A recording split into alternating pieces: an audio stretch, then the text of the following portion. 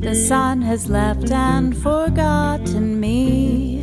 It's dark, I cannot see. Your stories don't define you, but how you tell them will. Hi, I'm Sarah Elkins, your host and chief storymaker at Elkins Consulting.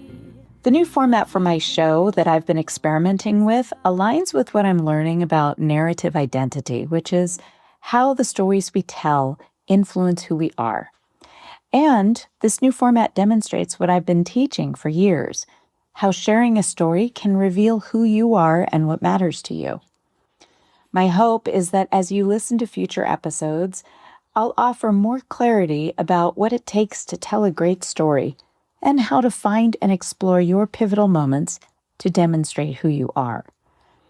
My future guests will be given a story prompt ahead of our call, and instead of a long, organic, multi-insight conversation, we'll dive deeply into a single story, pulling a thread and revealing some insights about the experience. And we'll leave space for you, our listeners, to remember your own related experience and maybe pull a thread that has the potential to guide you in self-reflection and understand how that story might have shaped who you are. I'll be eager to hear your thoughts about this new format, so please don't hesitate to send me a message via social media or email. You won't be surprised to hear that I had another moment of inspiration on a recent hike. This time it was about seeing meaningful, pivotal moments not as the experience itself necessarily, but in how we talk about it later. In late August of 2018, my husband and I had an amazing opportunity to travel to southern France to perform with a jazz quartet at two venues. The first was in Arudy, on the edge of the Pyrenees Mountains near the border with Spain. It was a sold-out community event attended by over 200 residents of all the surrounding small villages. Most of our audience didn't speak English or had very limited experience with it. Our second performance was on the patio of a small bar in Eygalieres in Provence a week later. We had some serious challenges over those 2 weeks. Some obstacles we couldn't have anticipated, and others we simply weren't prepared for. From the anxiety of replacing our bass player less than 48 hours before the first performance, to the unexpected heat while schlepping heavy equipment between the airport, train stations, and the rental car, to the GPS speaking in French and my limited ability to translate at the same time as I was navigating for my husband who was driving. And another couple of stressful days just before the second performance when we weren't sure we'd have a bass player or the amplification we needed for my vocals to be heard over the instruments. It was stressful. And there were magical moments.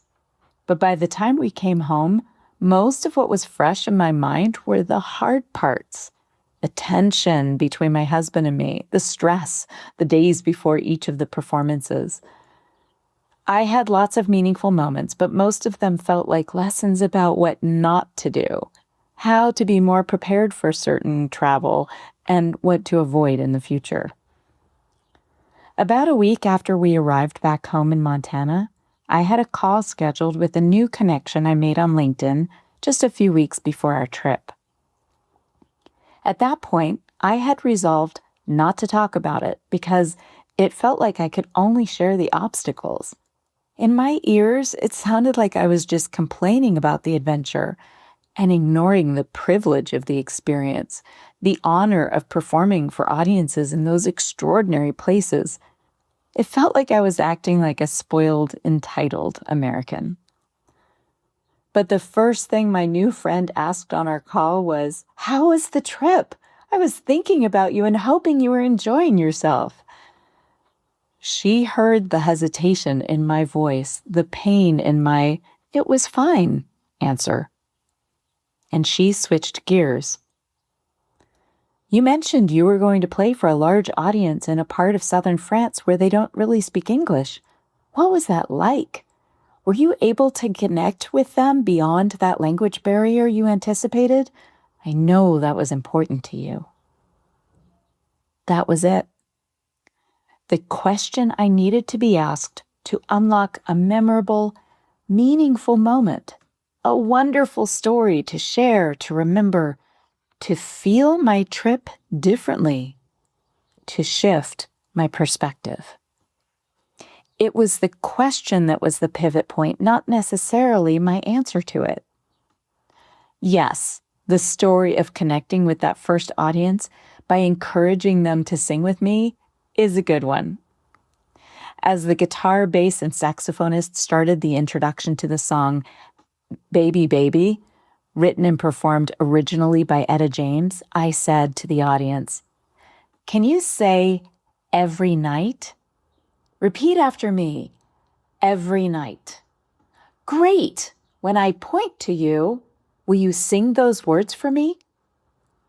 I started to sing and pointed to the audience at the end of each phrase. "I'm gonna please you every night. Hold and squeeze you every night.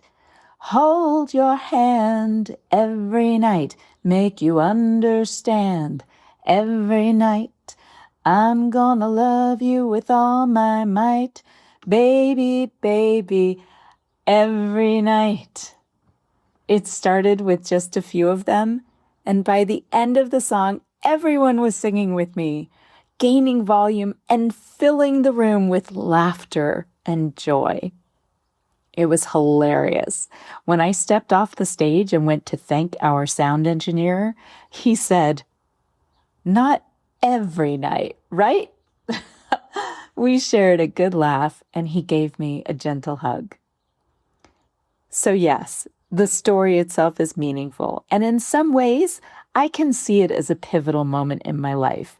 The way I was able to connect with that audience and to learn what that could feel like.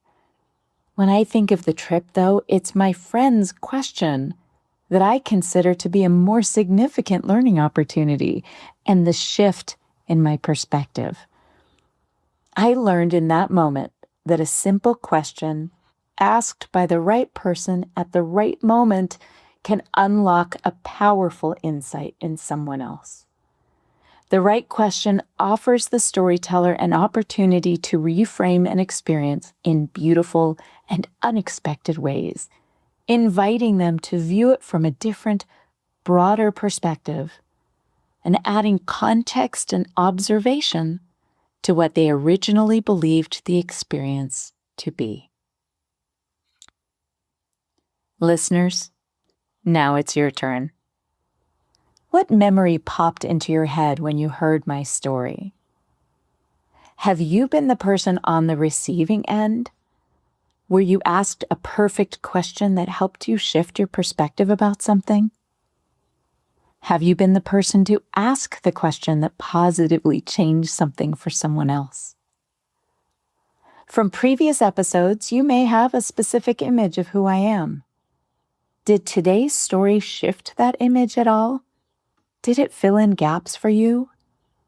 Because the stories we share say a lot about who we are. What's one story you can share differently to reframe an experience with more perspective and context? Thanks for listening to Your Stories Don't Define You, How You Tell Them Will. If you're curious to learn about working with me as a public speaking coach, a StrengthsFinder coach, or as a speaker for your event, please visit my website, elkinsconsulting.com, to schedule time to talk about it and maybe sign up for periodic updates about my work. Be sure to connect with me on Instagram, LinkedIn, and Facebook for content that you may find interesting. Visit my website at elkinsconsulting.com. You'll find that life is still worthwhile if you just smile.